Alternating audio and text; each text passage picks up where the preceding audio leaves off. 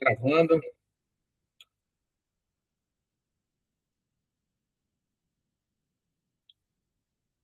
Pronto, agora sim. Boa tarde, pessoal. A gente vai hoje conversar um pouco sobre SEOs, né? Nesse caso, a gente vai falar de nós, né? Que são sistemas operacionais hoje de ponta de rede. E aí a gente vai iniciar com conhecer o Linux, né? A gente, o nosso curso está vinculado em rede, mas a gente vai conhecer um pouco do sistema Linux, um pouco do sistema Windows, antes de ver algo maior, né? Então, a gente vai fazer uma implantação, fazer alguns testes aqui rapidinho, e a mesma coisa lá no Windows, que a gente vai aprofundar isso um pouquinho mais, tá? Falando um pouco do Linux, tá, pessoal? A gente, como distribuição, a gente vai entender, assim, o Linux é um sistema operacional, tá, pessoal? Que vocês vão ver várias situações do Linux. Vou até botar aqui, Linux. Vou trazer para aqui uma coisa bem básica para a gente, sobre a questão do que é Linux, né? Só aceitar mais um aqui que chegou. Gabriel chegando, tá? Então, quando a gente fala de Linux, tá? A gente está falando ali de um sistema operacional que hoje a gente pode considerar que está nos patamares mais importantes do mundo, né? Quando a gente fala principalmente dessa questão de servidores, tá? Rede, segurança, computação em nuvem, hospedagem, né? E várias linhas onde ele se atua como um sistema gerenciador ali, tá? Então, mesmo que hoje a gente pode colocar, tá, que muitos usuários, tá, comuns, tá, não conheçam muito bem o Linux, não esteja acostumado como o Windows, né, que está aí, ou o Mac, só que a gente falando em computadores pessoais, né, a gente pode botar assim, nos bastidores ali, a gente tem, e nas empresas, data centers, né, o Linux hoje, ele está ali de forma intensa trabalhando, tá? Atualmente, a gente trabalha muito hoje no sistema híbrido, tá? Já era um tempo que a gente chegava e dizia assim, não, meu ambiente é Linux, meu ambiente é Microsoft, né? Hoje, a gente está numa ambientação híbrida, onde tem o Linux e o Windows ali trabalhando juntos ali, né? Integrando ali as possibilidades que a empresa funcionar, ficar em estado on, tá? É importante a gente ter essa mentalidade. Já foi o tempo dessa briga que a gente tinha entre, eu vou aqui na empresa é só Linux, não, aqui é só Windows. Não, eu tenho que encontrar ali o melhor dos dois mundos, né? Isso graças à tecnologia de cloud, né, que ela não definiu, dizer assim, aqui é só Windows, aqui é Linux. Isso fez com que a gente tivesse que se adaptar aos dois mundos, tá? Então, acabou essa briga interna de dizer que o Windows e Linux é algo nosso, dos administradores, dos técnicos, mas dentro dessa modelagem a gente não tem mais. A cloud ela trouxe essa possibilidade de que você tem que abraçar as duas causas. Você conhecer esses dois mundos e dominar esses dois mundos, esses sistemas operacionais. Esses sistemas operacionais, tá? Então, isso é importante a gente ter essa ciência. Agora que eu percebi que eu estou sem meu fone. Fala, não sei meu fone. Só um momento.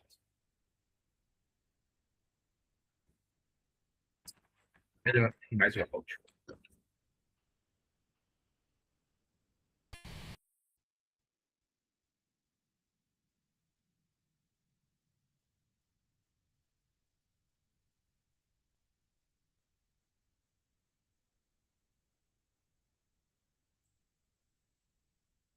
Alô, estão escutando direitinho?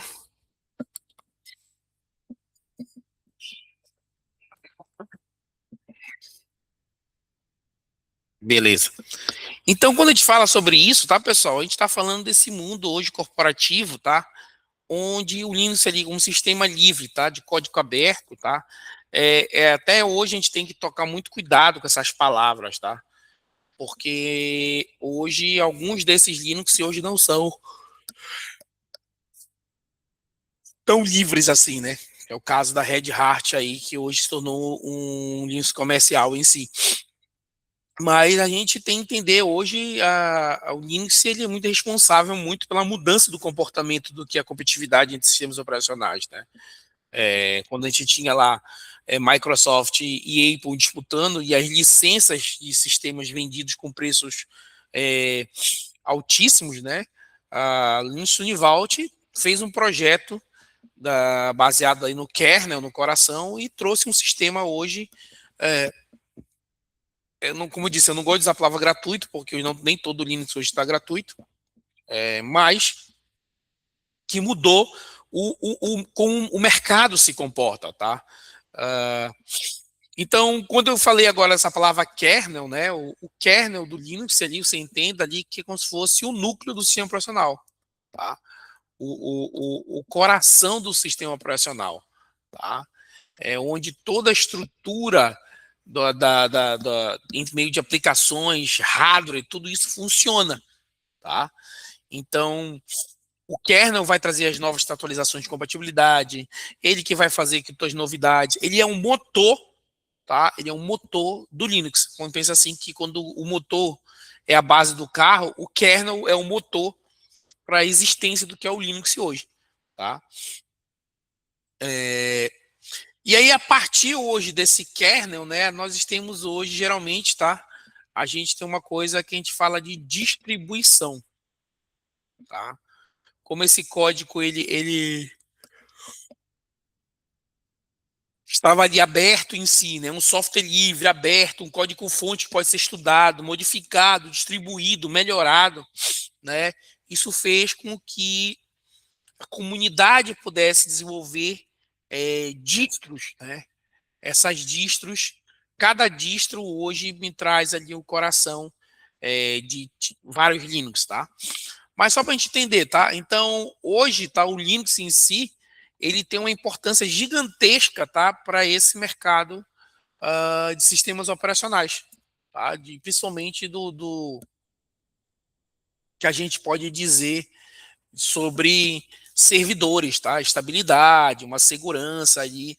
Normalmente, servidores Linux ali, segundo dados estatísticos, tá? Porque aí eu não vou não chegar em dizer achismo, porque não é. Não, segundo dados estatísticos, eles funcionam por maior período de tempo, né?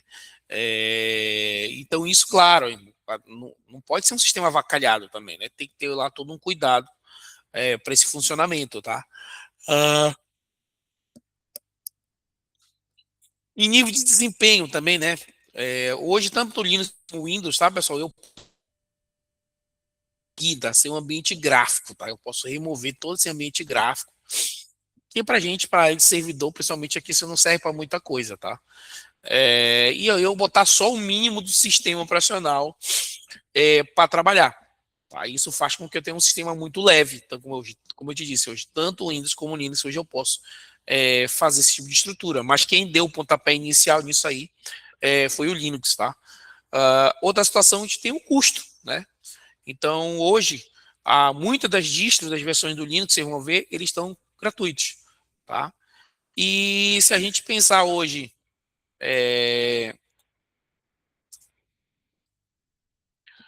em nível de preço, tá? Mas o professor falou que tem um Linux hoje que ele cobra, né? Isso aí, hoje eu tenho o Red Hat, tá?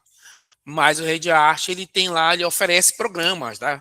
Se for fazer um comparativo hoje em custo-benefício, tá? Ainda é mais barato. Eu tenho um Red Hat aí, do que, por exemplo, hoje, que a Microsoft não escute eu falando isso, né? Comprar o outro Windows Server, né? Porque você tem planos hoje da Red Hat que custam, por exemplo, com suporte, né? O self-suporte lá de $300 por ano, né? Ou suporte comercial, $600 por ano, o premium, $1.300 por ano, né? Então, isso aí faz com que ainda seja vantajoso. Se for fazer um comparativo, se eu tiver de pagar hoje um preço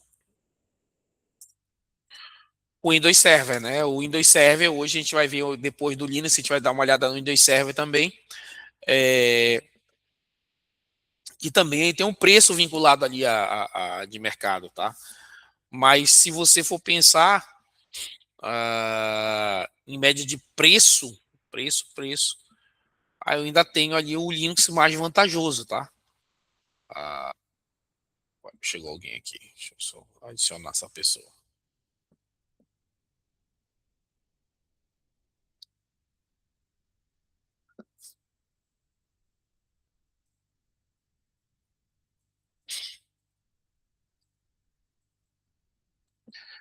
Cadê a pessoa?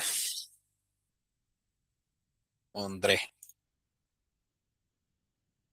tá? Então, se a gente for ver, tá? Hoje o Linux ele tem várias distros, tá? Se eu for botar aqui distros se você for ver aqui, ó, ele tem uma quantidade ali gigantesca de distro, e cada distro tem ali a. Vocês têm noção, tem briga isso aqui, tá, pessoal? Isso aqui, não sei quem tem amante de Linux aqui no grupo, mas tem gente que tem até briga por causa disso aqui, tá? É impressionante, porque eu digo, eu comecei tá com Debian. Na verdade, eu comecei com o Unix, tá? Que foi aí o pai deles, aí eu passei para o Sclef, aí depois eu passei para Debian, depois eu passei para não, Açaí, que era uma versão do Debian, depois eu usei, passei um tempo usando o Ubuntu, depois voltei para o Red Hat, o Red Hat ficou cobrando, aí passei um tempo com Kali, porque o pessoal da cibersegurança a gente usa bastante, né? Mas no final eu acabei seguindo as distros vinculadas à Red Hat, né? Como nível de servidores aí. Peraí, deixa eu.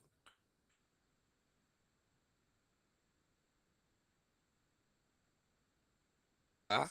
Então, assim, para nível pessoal eu tenho uma vantagem, mas para nível de servidor eu gosto de usar muito o Red Hat. Por fazer, eu comecei na linha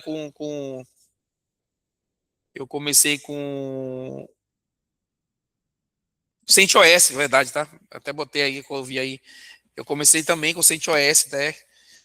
E aí, para servidor, um período eu comecei com Debian para servidor, mas aí depois eu fui para CentOS. Fiquei muito tempo no CentOS com servidores.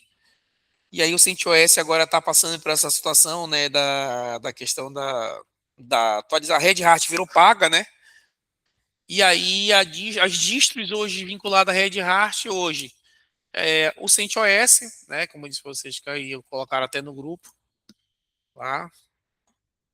Mas depois aí o avanço do CentOS, atualização, porque quando a gente fala de uma distro que é uma distro que ela depende da comunidade, né? Aí a gente começa a pecar em relação a isso, tá?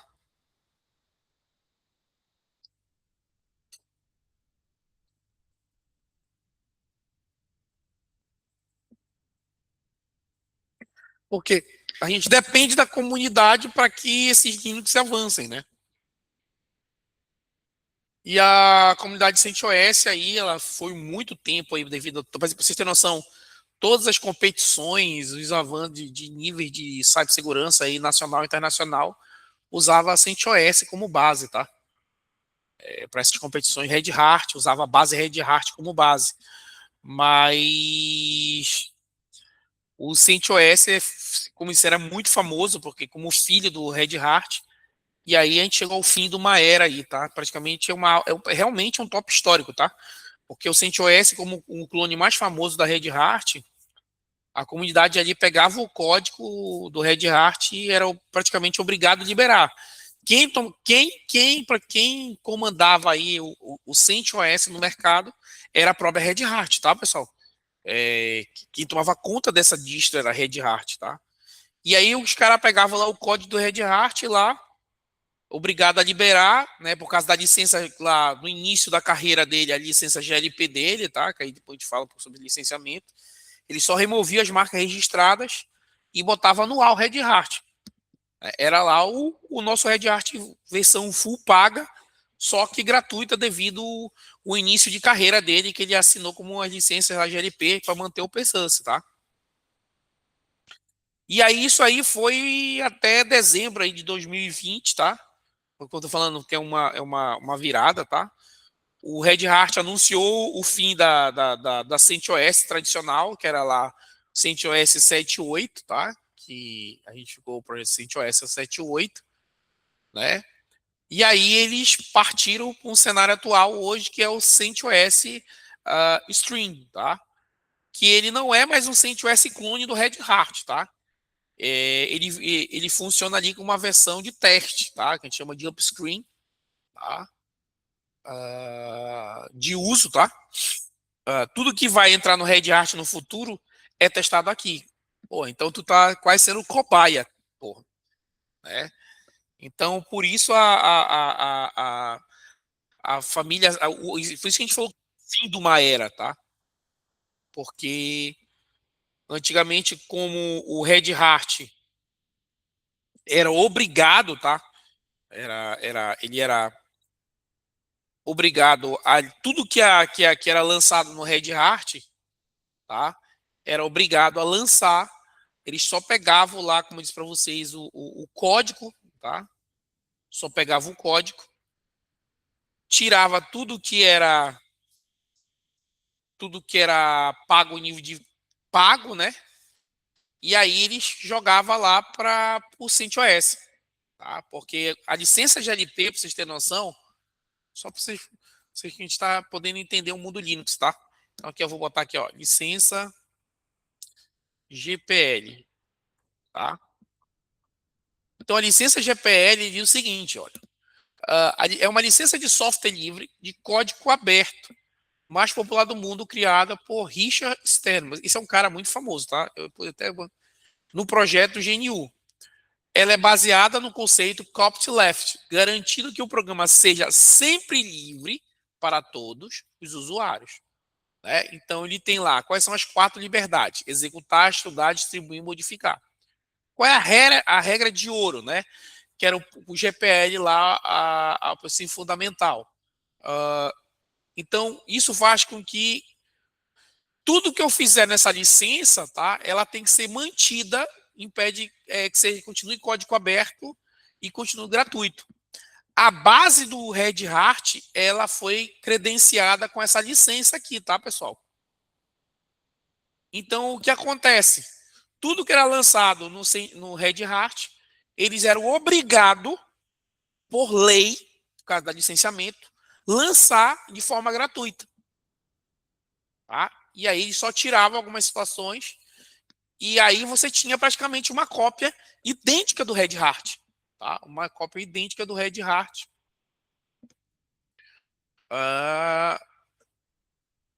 Tá? E aí o que acontece com isso? Tá?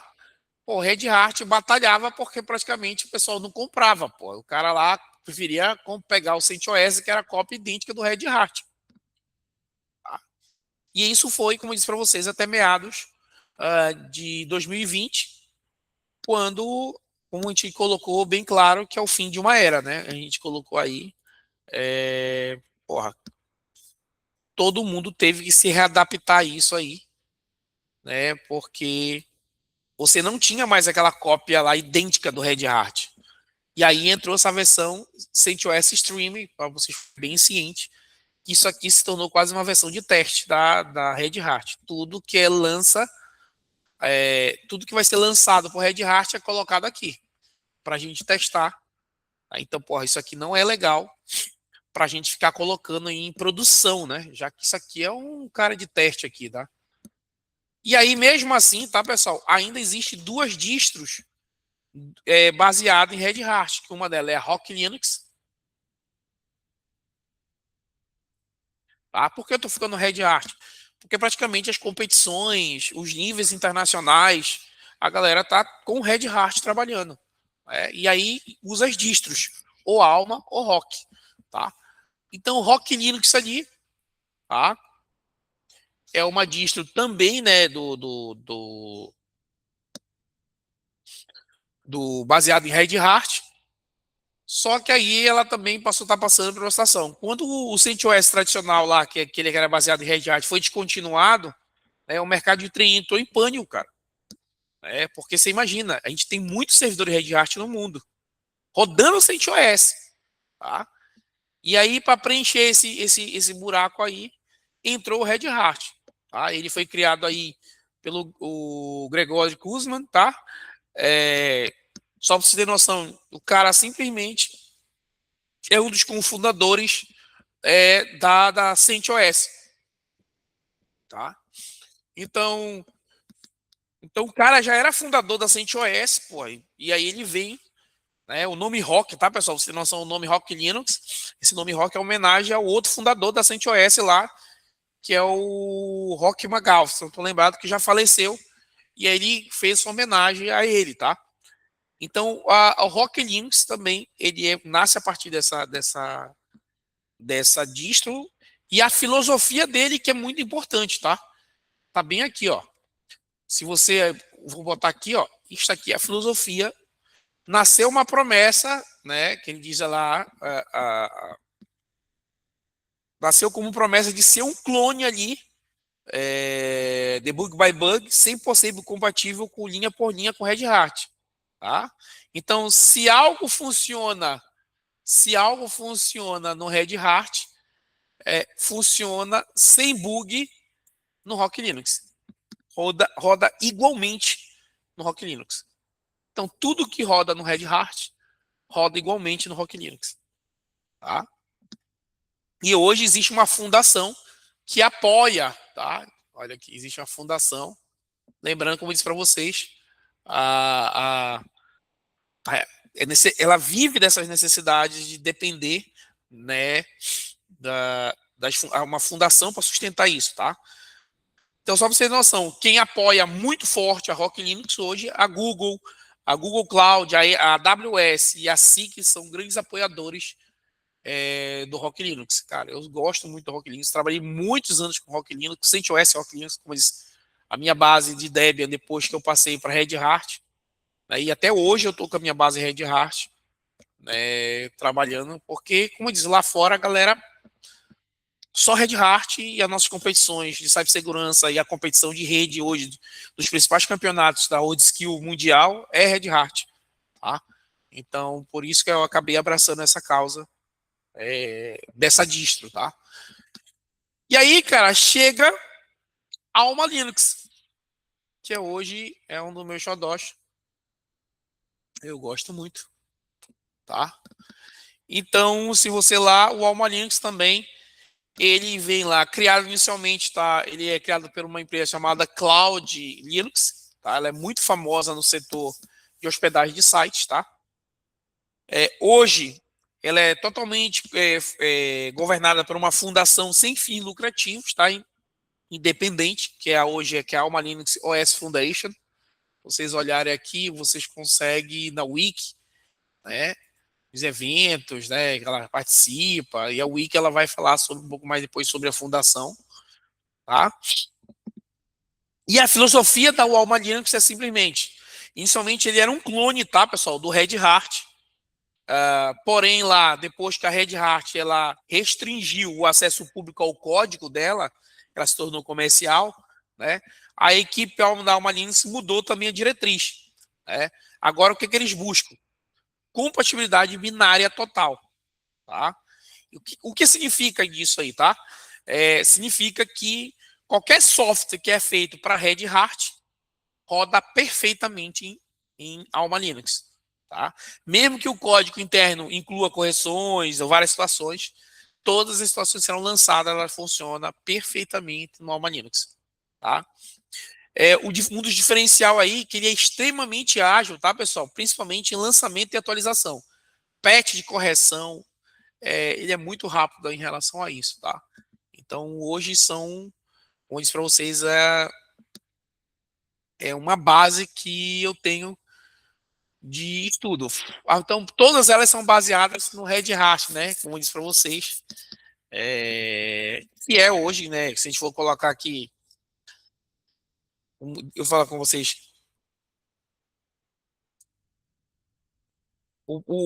a influência do Red Hat ela é muito forte na nossa comunidade Linux, tá?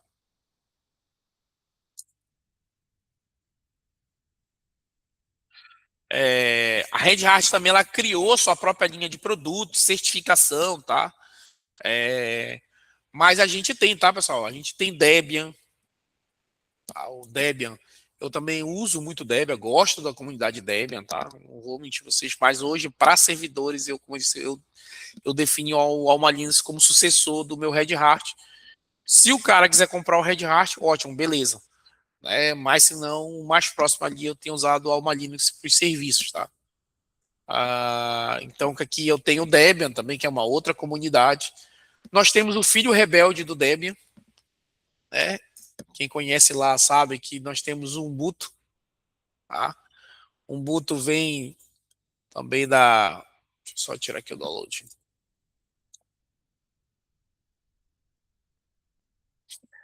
Então, também muito forte a comunidade Ubuntu, tá, pessoal? Forte mesmo, mesmo assim. Mas é bem grande a comunidade. Só que antigamente eles andavam muito junto, o Ubuntu e o Debian, até porque o Ubuntu é filho do Debian, mas hoje o Ubuntu ele criou suas próprias características, tá? Então se separou bastante em nível disso, tá?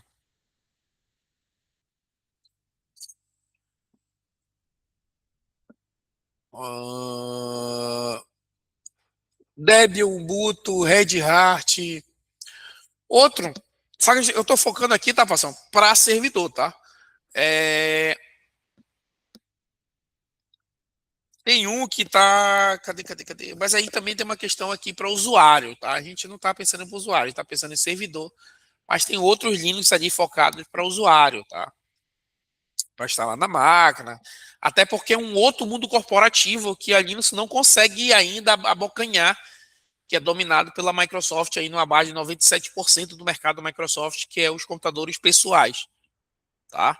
Essa estatística é muito forte da Microsoft e a Linux tem tentado abocanhar isso, mas ainda não conseguiu para a questão de enxergar de facilidade que o usuário tem com o Microsoft, tá? Isso aí a gente não conseguiu ainda abocanhar. Se a gente for falar em outros dados estatísticos, por exemplo, hoje o mercado global, para vocês terem noção, hoje o Linux consolidou, por exemplo, hoje como dominante infraestrutura de TI, por exemplo, geral de servidores. Ó. Hoje o Linux domina 51% do mercado de servidores, tá? Isso aí não. E outra para nuvem, 90%, vocês terem noção, hoje é Linux hoje que sustenta essa estrutura, tá? Então, é uma disputa muito briga, principalmente aí para servidores, né, que tem 51%, a gente está falando de 49% Microsoft, Windows Server, e 51% Linux. Para nuvem, não tem jeito, o motor hoje da nuvem é Linux. Uma outra estrutura, AWS, Azure, a própria Azure, tá, pessoal? Ali por trás é o Linux, tá? Existe o Microsoft Linux, não sei se... Deixa eu ver se vai aparecer aqui para vocês. Tá? Aqui, ó. É o Microsoft Linux, que ele funciona lá como olha, Linux no Azure com distribuição, que é uma das bases da Microsoft. Não, como eu falei para vocês, na nuvem eu não tenho essa briga gigantesca, tá, pessoal? Por quê? Porque ali é Linux dominando o mercado. Já na questão na briga entre Linux, tá? Entre Linux, o Red Hat hoje abocanha ali 43% do mercado, tá? Por que eu estou falando desses dados estatísticos bem assim? Porque são trabalhos, né, da minha área de pesquisa. Então eu tenho muitos esses dados que eu sempre estou fazendo mensalmente ou a cada 2 meses eu tenho coletado esses dados. Então, se tem noção, o Red Hat pega 43% ali, o Ubuntu Server tem 33,9%. E os outros 11% está no SUSE. Tinha esquecido do SUSE. Tá? Que é um outro Linux aí também que pode ser usado para de servidor. Tá? Então, é bem gigantesco, cara, essa briga aí em relação, né, a mercado, tá? Então, a gente vai focar, né, no Alma Linux, como eu disse para vocês. O que a gente veio fazer aqui, tá? Primeiro, hoje, vamos tentar nos estabilizar, tá? Porque aí a minha grande preocupação hoje seria como vocês vão atuar nas suas estruturas aí, cada um de vocês, para poder estudar. tá? Para quem tem computador, tá? Para quem tem computador, eu aconselho vocês, ou vocês usam o VirtualBox,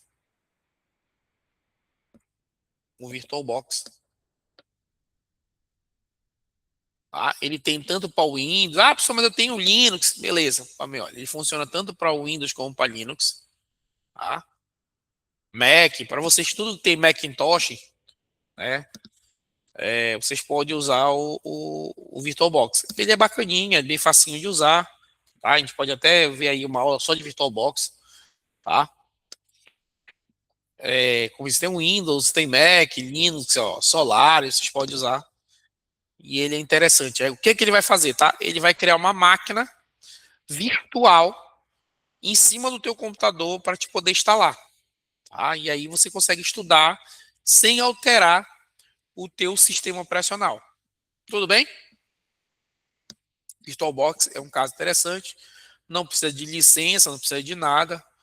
É só instalar no PC. Pô, pessoa, não tem um computador, né? Então é isso que eu estava fuçando esses dias aqui, testando. Tem Userland, né? Userland, ele também pode ser usado ali para Linux no Android, tá? Então vocês podem usar para ter lá o Linux no celular de vocês. Aí depois a gente pode ver também aí uma instalação, eu faço um videozinho também para uso, tá? Ele é bem mais rápido, né, para implantação no celular, tá? O outro interessantíssimo que está sendo bem falado é o Limbo. Limbo PC Emulador. Tava até pegando uma APK para vocês aqui, tá? É, tá? Ele está aparecendo aqui, tá? Mas já vou mandar o link. Você consegue instalar tanto o Windows aí, ó, como o Linux no seu celular aí, tá? E cria uma máquina muito parecida com o VirtualBox. E aí você implanta o sistema operacional e aí você consegue usar, tá? Que o Limbo PC emulador. Tá? É a versão GNU dele, olha, com a licença gratuita, tá? Para ser usado. Então ele é bem interessante também, ó. Baixa o APK, instala no celular, né? E aí a gente pode ver um momento também para. Eu vou colocar no meu celular para me fazer uma gravação, eu montando a estrutura por ele para vocês, tá? Principalmente que eu sei que nem todo mundo tem computador, né? E o último que eu gosto muito, tá? E já não seria mais para celular, que eu acho que mantém um grande desempenho, tá? É o Hyper-V, tá? Quem tem o Windows 11 Pro, o Windows 10, se eu clicar aqui no botão ativar recursos,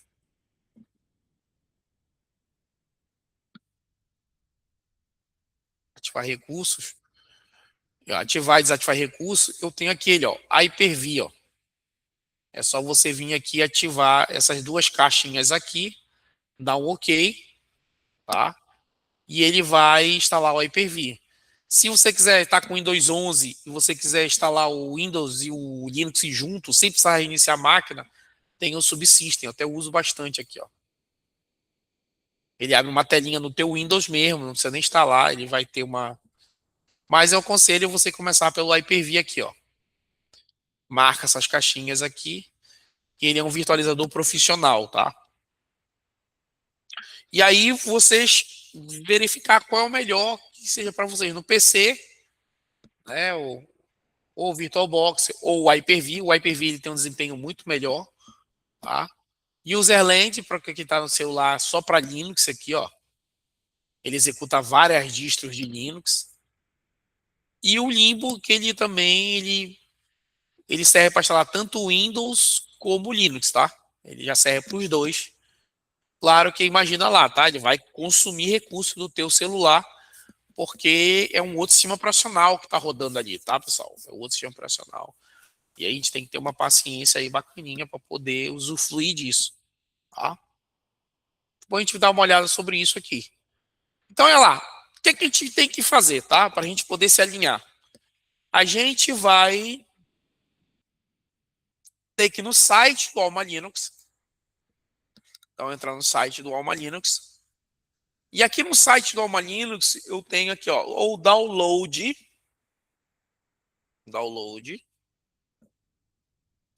E aqui vai aparecer para vocês, ó, desktop, server admin, cloud DevOps ou develop, tá? No caso, nós somos server admin, tá? Nós queremos ambientação server admin, que é para servidores, tá? Então clique aqui. E ele vai trazer para esta tela para a gente aqui, ó. Tá? A menor versão que a gente tem aqui, a primeira versão é a versão de DVD. Ela é, se eu não estou lembrado, ela, deixa eu ver aqui no meu quanto é que pegou. 3 GB, eu acho. 3 GB ela pegou. O boot, que é uma versão bem pequenina também, mas o que eu quero é essa aqui, ó. A minimal. Tá? Ela vai ter uma instalação aí, possível fazer até uma instalação offline, né? Então eu não precisaria de internet para descer ela. Tá? Então eu vou dar um clique nesse download ISO e ele vai trazer essa ISO para mim, para o meu celular, para o meu PC, o que vocês quiserem usar, tá? Para essa implantação, tá? Então, com essa imagem, tá? A gente vai instalar, né, o Alma Linux. Tá? A gente vai instalar o Alma Linux. Eu vou fazer uma instalação hoje no Hyper-V. Depois eu faço uma instalação no VirtualBox. E eu vejo fazer essa instalação aqui no Userland. Eu estou até colocando aqui no meu celular. Vou fazer essa com vocês.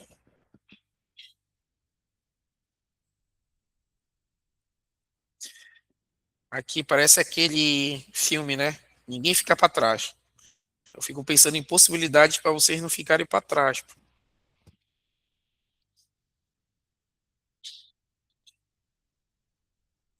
Pai, eu me preocupo muito, cara. Eu fico preocupado, cara. Como é que os caras vão fazer? Como é que eles vão estudar? Como é que eles vão.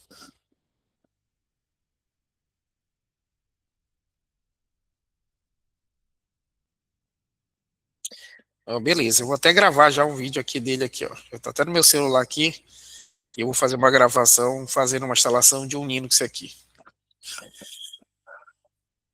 Então, vamos lá. Tá? Ele está fazendo um download lá, eu já tenho uma imagem aqui. Eu vou fazer uma instalação hoje para vocês poderem ver. E aí depois a gente já vai fazendo nas outras versões. Tá, vamos lá. O VirtualBox é que vai poder instalar a máquina, tá? Tu vai precisar dele, que é para mim montar a máquina. O Alma Linux, ele é o sistema operacional que tu vai instalar no VirtualBox. Então tu vai precisar dos dois, tá? O VirtualBox é para criar a caixa para colocar esse Alma Linux dentro.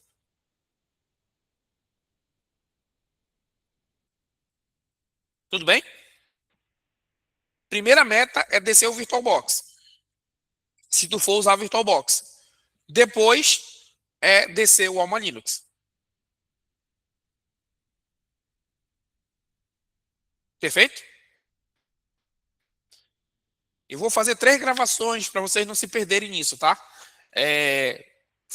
Fazendo pelo Hyper-V, fazendo pelo VirtualBox e fazendo pelo Userland lá para vocês poderem usar, para quem está com o celular na mão.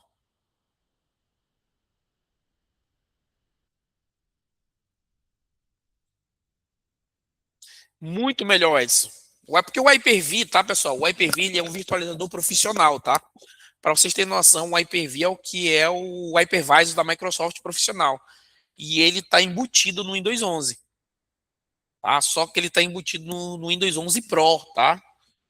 E eu acho que ele também está no 10, mas não sei se agora é a versão do 10. É só olhar lá no ativar. É só você clicar aqui no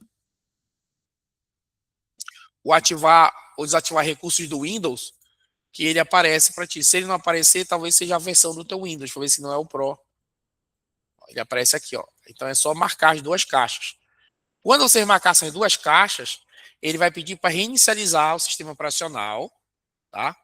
E é isso que eu vou fazer agora, tá? Vai aparecer um cara chamado gerenciador de Hyper-V, que é esse aqui, ó. Gerenciador de Hyper-V. Isso mesmo, Caio. Primeiro, no caso, vai usar o VirtualBox, desce o VirtualBox. Tá?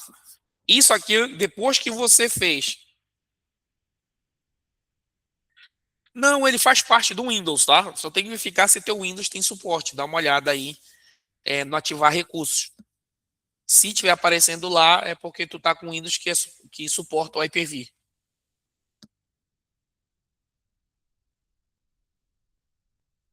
Ah, então pronto. Só marcar a caixa, que aí ele já vai fazer a implantação. Então eu vou fazer o seguinte, vou começar pelo Hyper-V, aí depois eu faço uma instalação pelo VirtualBox, que dá para resolver os dois logo de uma vez só, tá? Então aqui, não olhe isso aqui, tá, pessoal? Porque são máquinas que eu uso para trabalho. Eu simulo que está real, aí depois eu jogo isso aqui para nuvem, tá? Como o Hyper-V é o gerenciador profissional, fica muito mais fácil depois de eu migrar para nuvem isso aqui. Cara, nunca mais vai querer voltar para porque, como eu disse, tá, o Gabriel já colocou aí. O Windows 10 e o 11 Home não tem, tá? Eu teria que trocar eles para uma versão Pro e funcionar. Então vamos lá. Esses são vários projetos que eu tenho de máquina ali, ó, funcionando. Eu acho que eu vou marcar aí pro Gabriel depois dar uma Sampaio e o outro Gabriel uma aula de VirtualBox para vocês separado. São nossos alunos do técnico, de rede de computadores, também estão aqui para dar suporte aí. Não queria que eu falasse, tá? Queria ficar escondidinho, mas tá aí, ó. Né? Tem que começar a sentir o mercado, né? Começar a entender como funciona, né? Não tô errado, Alexandre. Tem que botar os caboclos para sentir o mercado.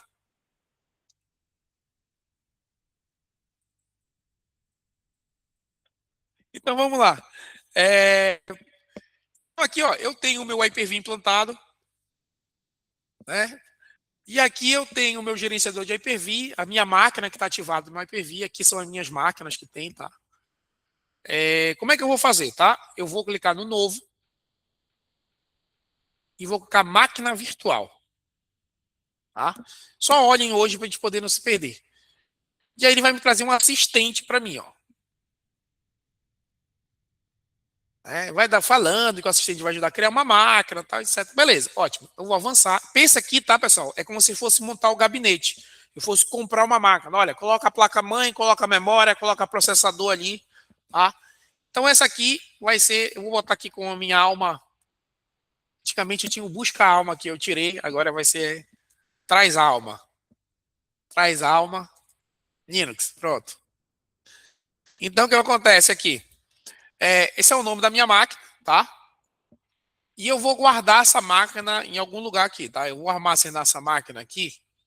Eu tenho 2 discos, tenho 3 discos aqui, tá? Então eu vou fazer o seguinte, eu vou guardar essa minha máquina aqui na minha unidade D. Você vai guardar onde você tiver mais espaço no seu disco aí, tá? Ou cria uma pasta para organizar.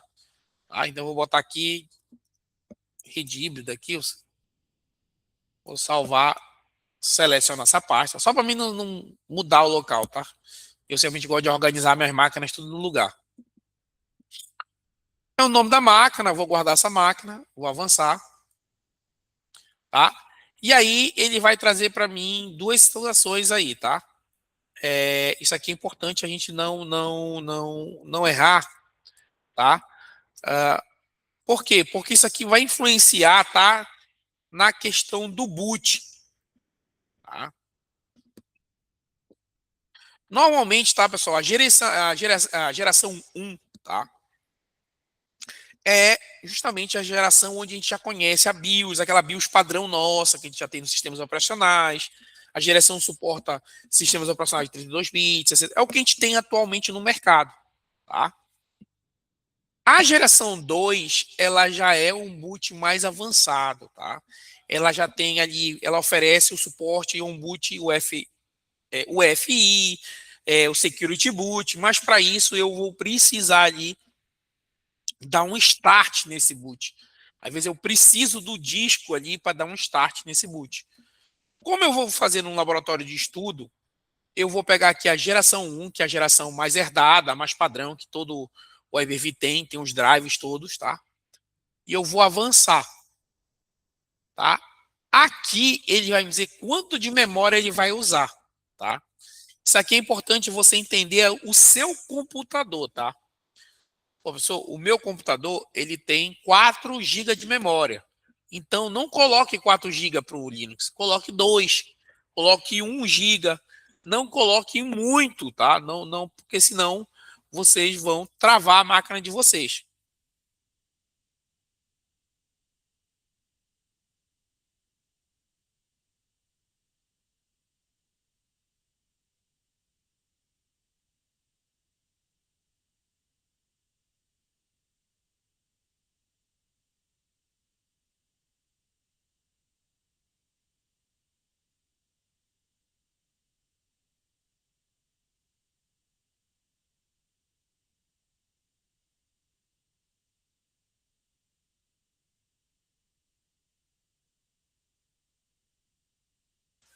Alô, agora. Então, se você lá, cara, 1 GB já é o suficiente para mim, tá? Nesse momento aqui, 1 GB é suficiente, porque a gente vai instalar o Linux sem ambiente gráfico, tá? Então, não se preocupa com isso aí, em essa questão, tá? Ah, o Gabriel tá falando, tá? É uma das diferenças, tá? Mas depois a gente faz um material aí mais a par sobre a potência dos dois, tá? Fazer esse comparativo.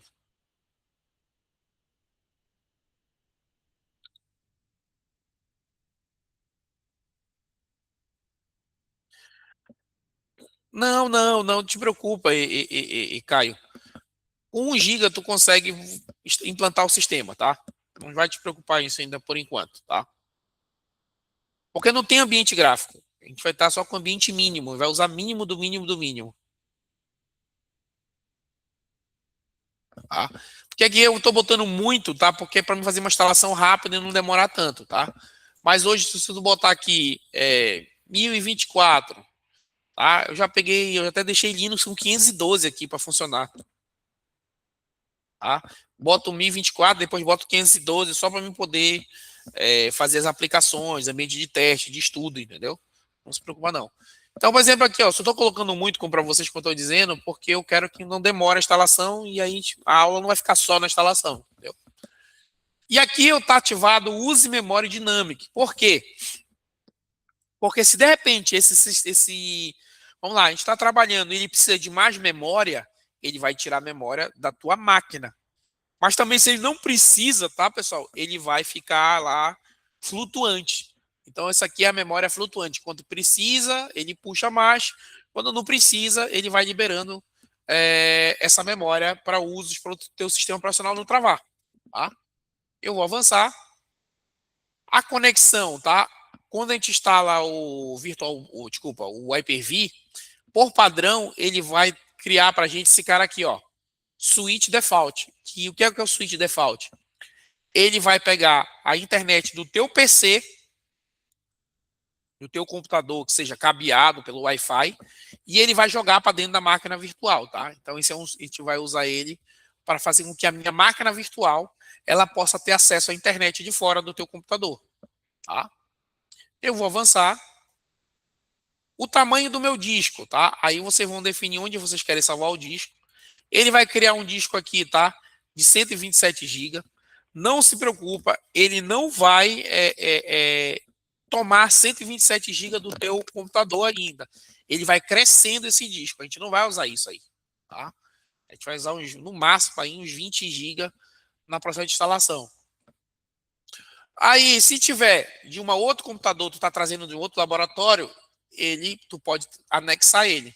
Ou não colocar nenhum disco, tá? A nossa meta é criar um disco aqui de 127, ou até menor, tá? Eu vou avançar. E aqui que é muito importante, tá?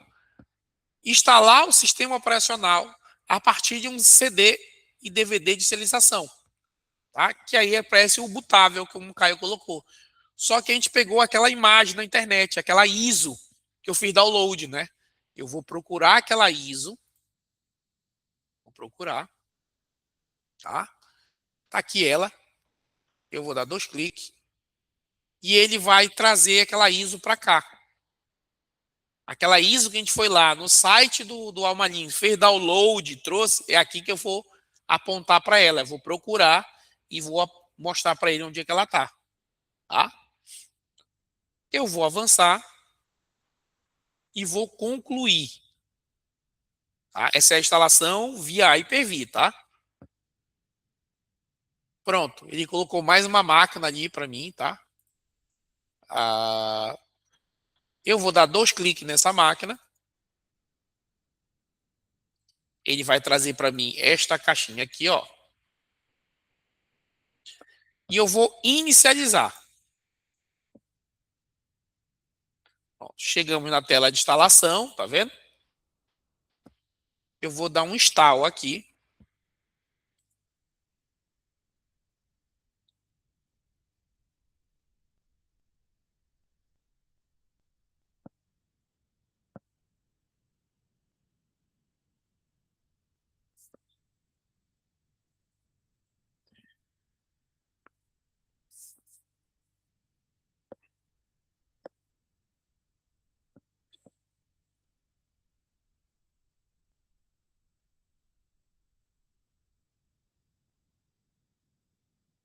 Pronto. Trouxe para a gente a tela inicial de boas-vindas, tá? Vou trazer para cá. Português. Quero meu idioma em português. Português Brasil. Vou continuar. E aqui vem a nossa tela de implantação. Tá? Aqui que é importante para a gente não... 3 etapas, na verdade eu vou fazer em 4 etapas que eu tenho que mexer. Primeira etapa, eu vou particionar esse disco, tá vermelhinho aqui, ó.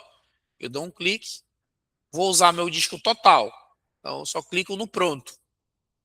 Cliquei uma vez lá, pronto.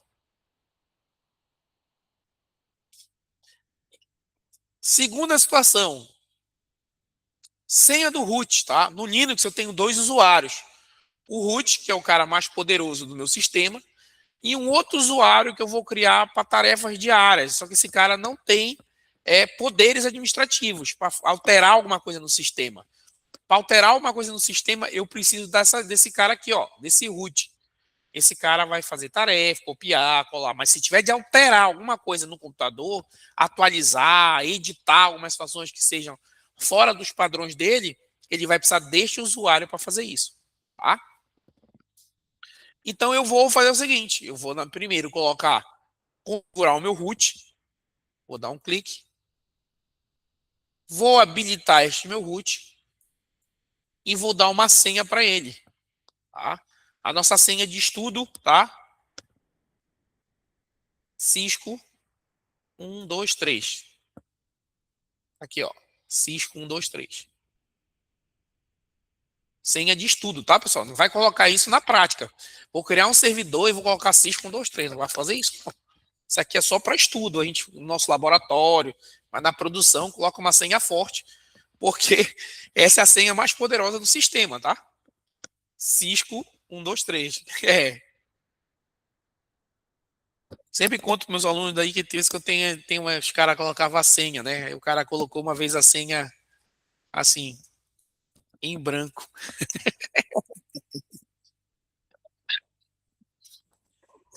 Tinha algumas versões do Linux mais antigo e o cara colocava. Qual é a senha? Em branco. Eu não acreditava. Outra vez o cara criou, quando muito antigo, ainda dava para fazer isso aqui.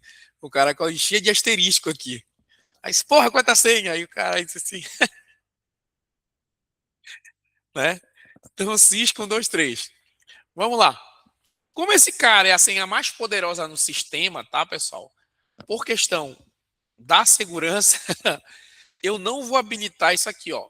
O que significa esse SSH? Significa que eu abri uma porta no meu sistema para alguém de fora, de uma outra máquina, de um celular, de um tablet, de qualquer lugar, conseguir entrar no meu computador. Porra, se ele entrar de qualquer lugar com esse cara mais poderoso, eu já entreguei toda a minha máquina para ele. Por isso não é uma boa prática eu liberar o SSH para o root, tá? Então a gente nunca, aí, por uma questão de boas práticas, a gente não libera essa função para o root. Não abre a porta e dá a chave total, tá? Então esse aqui é o nosso usuário mais poderoso. Ele tem que ser protegido em relação a isso. Eu vou dar um OK. Pronto aqui, ó.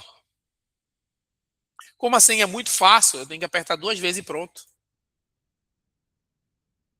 Aí a senha do root já foi definida. E agora na criação de usuário. Esse usuário vai ser para tarefas do dia a dia. Eu vou chamar ele de suporte, tá? Ele vai adicionar alguns privilégios para ele. É necessário uma senha para essa conta, tá? Então eu vou definir aqui Cisco 1, 2, 3, 4. Cisco 1, 2, 3, 4. Deixa eu ver se está certinho. Tá? Outra situação, tá? Nunca usem, tá? Na produção, a mesma senha do root com o do usuário que não teria autoridade, que esse cara aqui não tem autoridade administrativa. Ah, mas tu deixou a mesma senha. Nunca faça isso, crie senhas diferentes, tá? Esse cara é um cara que vai andar no sistema, ele vai verificar o sistema, mas ele não pode alterar. Ele precisa ser root para fazer isso, tá? E aí a gente vai depois, a gente chama elevar, passar para o suporte, passar a ser o root, tá? Então, nesse caso, OK, ele já está dizendo que a senha é fraca, tá vendo? Se essa senha é fraca, eu vou ter que apertar pronto 2 vezes. Pronto. Então, ele inseriu aqui a senha do root e a senha que será usada lá para suporte necessário no dia a dia. Tá? Por último, tá? Eu tenho que ver a seleção de programas, tá? Se você fez download lá na internet,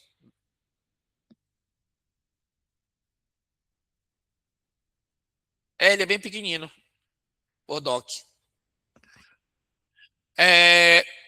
Se você descer o DVD, tá? Ele vai aparecer todas as opções para vocês aqui, ó. Criar um servidor com ambiente gráfico, criar só um servidor, instalação mínima, estação de trabalho, operação de sistema operacional customizado, para virtualização, né? No meu caso, eu vou criar um servidor aqui, ó, um server. Não vou marcar nada. Tá? Quem fez aquela mínima só vai aparecer aqui, ó, instalação mínima. Não tem problema, é só dar o pronto. E eu mando inicializar. Tá? Ele vai começar a fazer a instalação do sistema operacional. No Docker ele é bem pequenino.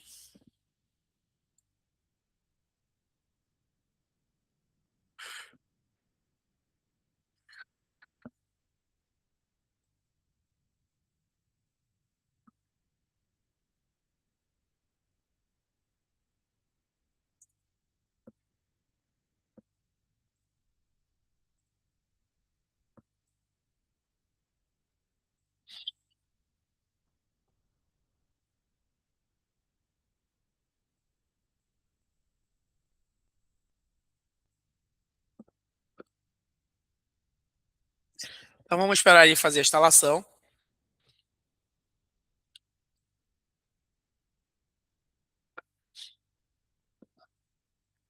Eu vou aproveitar que ele está fazendo isso aqui, ó. Eu vou pegar aqui o VirtualBox. E aí a gente vai ficar com os dois, tá? Para quem vai fazer download do VirtualBox, tá? Eu vou fazer download do VirtualBox. Essa aula vai ficar boa, porque já vai ficar com Hyper-V e VirtualBox. Não é que dê tempo aqui. Vou download. Aqui, Windows. Ele vai fazer download lá do VirtualBox, ó.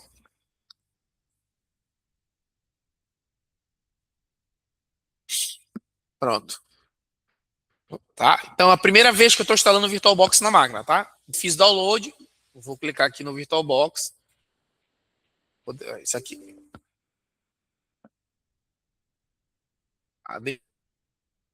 O nosso Hyper-V. Ó. Bem-vindo ao VirtualBox. Beleza. Próximo. No meu caso aqui, eu quero. Eu já tinha VirtualBox? Deixa eu ver aqui. VirtualBox. Aí, no caso, vai dar até o final, tá? Vocês vão instalar até o final. E aí ele vai fazer isso aqui, tá? Ele vai aparecer pra gente aqui, ó. Este cara bem aqui, Oracle VirtualBox. Esse aqui é o VirtualBox, tá? Ó, não é nada a ver com o Hyper-V, mas ele ali, o Hyper-V ele é muito mais profissional. Espera aí, só um momento. O professor Rodrigo tá aqui.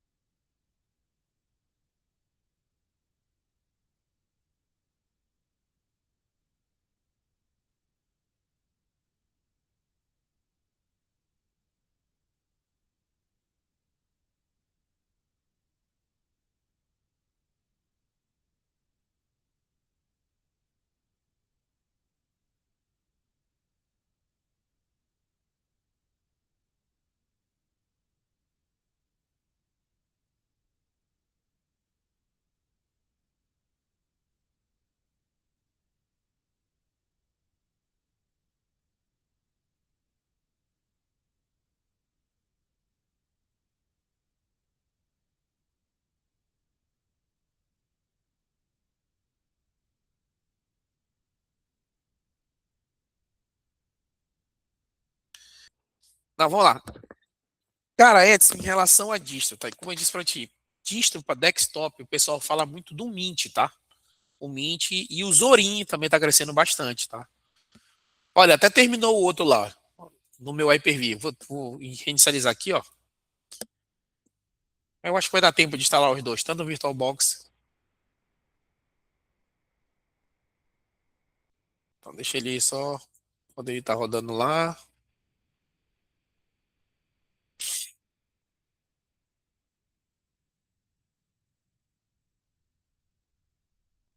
Ó, pronto, só isso que eu quero.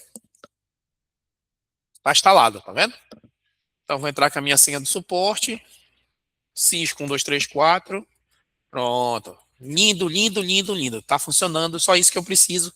Daqui o mundo se resolve. Tá? Sem ambiente gráfico, sem nada. Só o sistema operacional puro.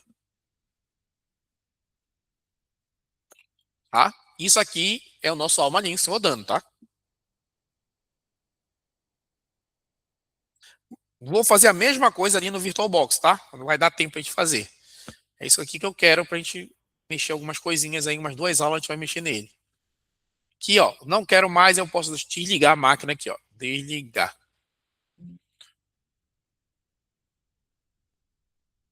E aqui eu posso fechar no xizinho aqui, ó. Aí isso aqui, ó, são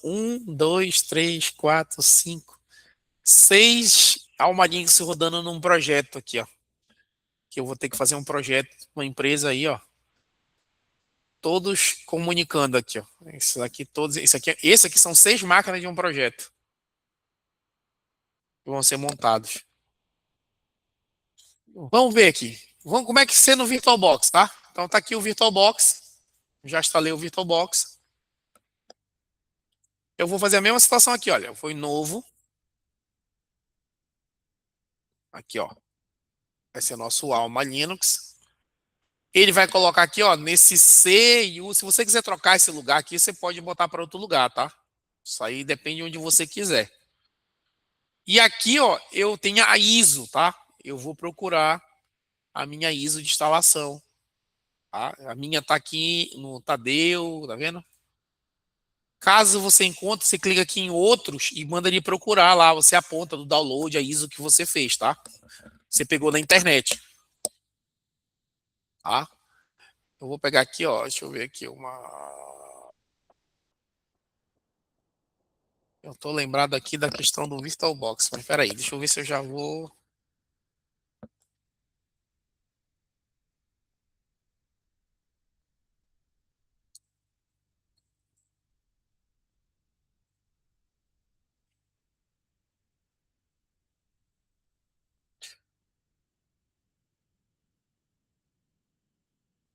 Hum, deixa eu ver aqui que eu vi Red Hat.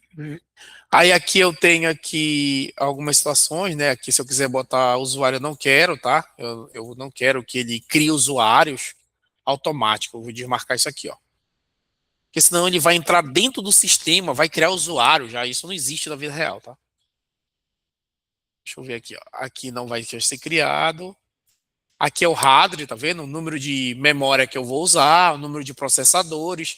Vocês vão definir aí conforme o processador de vocês, né? Quantos vocês têm. Aqui ele diz que eu posso chegar até esse pontinho verde aqui, tá vendo? Você vê qual é o adequado para você, tá? Então aqui eu vou separar, botar só mais para não demorar muito a instalação. Tava travando, tá? Isso aqui. Ver se vai passar agora aqui. Aí aqui no disco tá 20 GB, tá? Eu vou finalizar. Ele vai criar essa máquina para mim aqui, tá?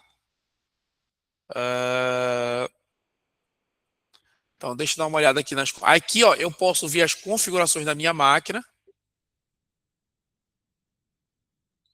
Então aqui, ó, eu tenho uma Linux falando, o sistema que ele vai trabalhar 4 lá, tá vendo? O processador, a quantidade de processador que ele vai trabalhar, tá? E a aceleração aqui. Deixa eu dar uma olhada aqui, ó. A Hyper-V, eu posso fazer vários tipos de acelerações ser colocado aqui. Cara, vai já dar, não vai dar tempo isso aqui. A gente faz uma aula só para instalar isso aqui. Então aqui eu posso ter, ó, tela remota, é o mesmo processo, tá? Armazenamento, eu já tinha colocado, tá? O display, tá vendo? Eu posso até ter recurso de aceleração gráfica, se eu quiser colocar, tá vendo? Então o VirtualBox ele é muito detalhista, tá? Isso aí vai muito o tipo de rede, a placa de rede que vai estar nele, tá? Então a gente pode fazer várias situações para que a gente use o mais personalizado possível, tá? O sistema, tá? Sendo que o Alma Linux eu ainda estava tendo alguns problemas, tá? Em relacionado a alguns boots, tá? Eu estava até dando uma olhada aí sobre essa questão do Panic, que estava dando um kernel Panic é, relacionado ao uso do VirtualBox e o Alma Linux, tá? Se eu não tô lembrado, era por aqui. Deixa eu ver aqui. Sistema. Tem alguém chegando agora. Deixa eu ver aqui.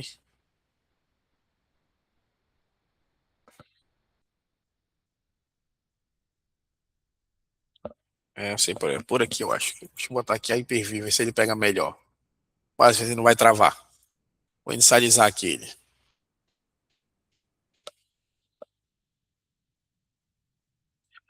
E o Hyper-V já está funcionando, tá?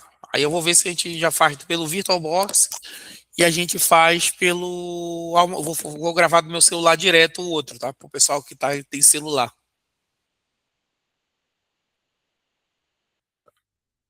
Deixa eu ver se vai dar o kernel Panic aqui, que qualquer coisa eu vou ver com essas configurações que posso fazer com o Rock. Tá aqui, ó. Tá dando aqui. Ó. Kernel Panic. O Linux tá entrando em estado de morte aqui. Tá? No mesmo do Windows que tem tela azul, o Linux ele tem aqui o kernel panic, ó.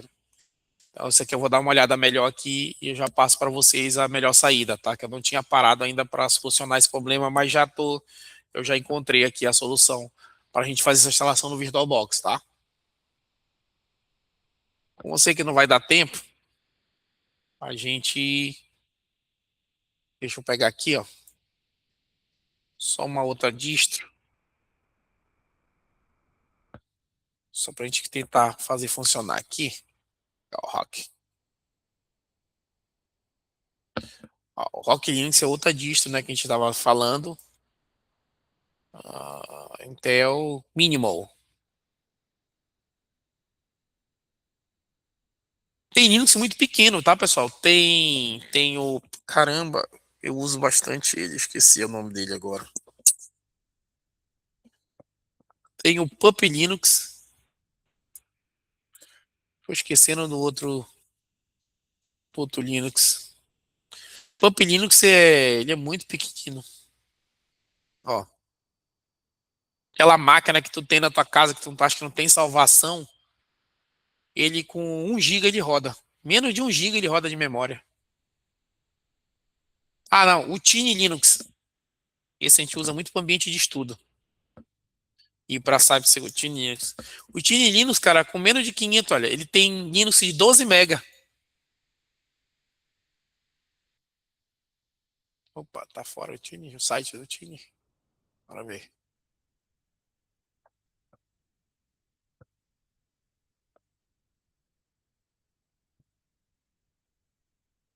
Ó. Aquela máquina que tu acha que, olha que ele roda no mini, ele é tão pequenino que 12 mega de RAM tu consegue rodar ele, tá? Não vai dar tempo aqui, tá muito, a internet tá 5 minutos, tá? Então o Tiny Linux é muito interessante para estudo, para a gente criar, fazer ambiente de teste e tal, a gente usa muito ele para isso. Com 12 mega de RAM, né? Tava a brincar de pira. Deixa eu ver se voltou aqui o site deles.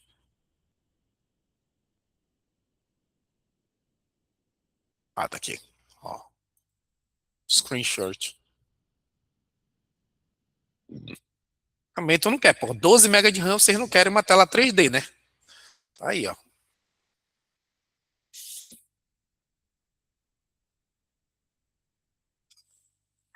Vai colocar até no Smallwatch ele, que tem até memória de marcha.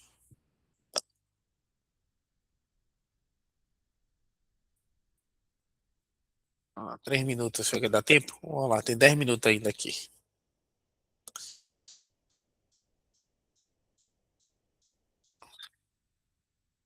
Então ele é bem light para. Eu tenho umas máquinas em casa, às vezes eu tenho um 233 em cada rodando ele. Eu nunca desperdicei minhas máquinas em casa.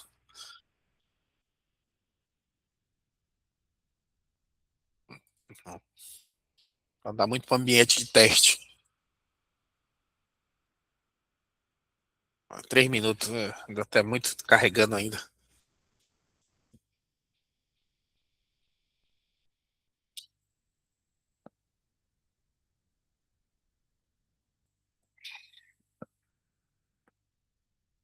Ó, gerenciador de Hyper-V, deixa eu só reabrir aqui para te poder mostrar só.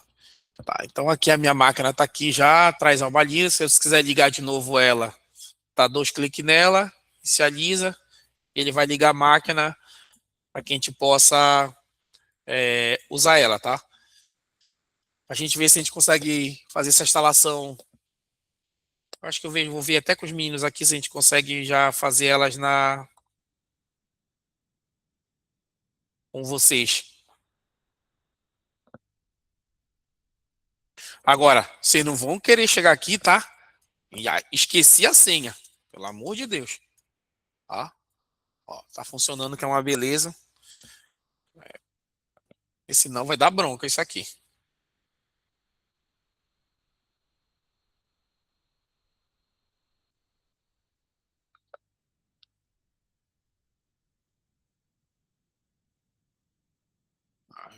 50 segundos aqui. Ah, não vai dar tempo.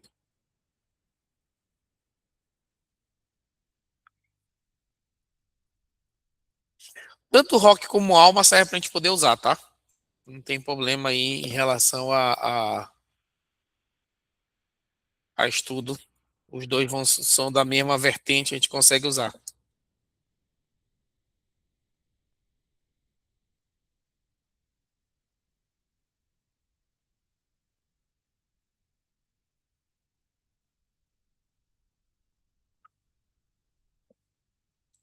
Eu vou dar uma olhada nisso.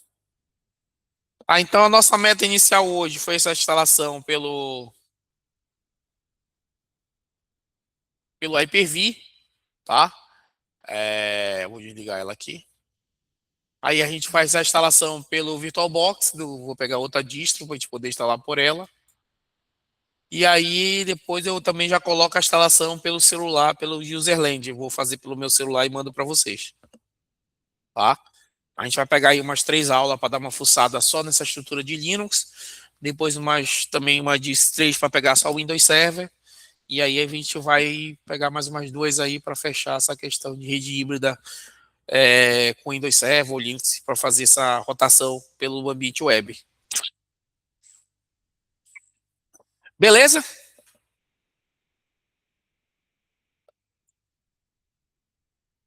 Agora a gente vai entrar em sistemas operacionais, né? Então a gente tem que ir na manha.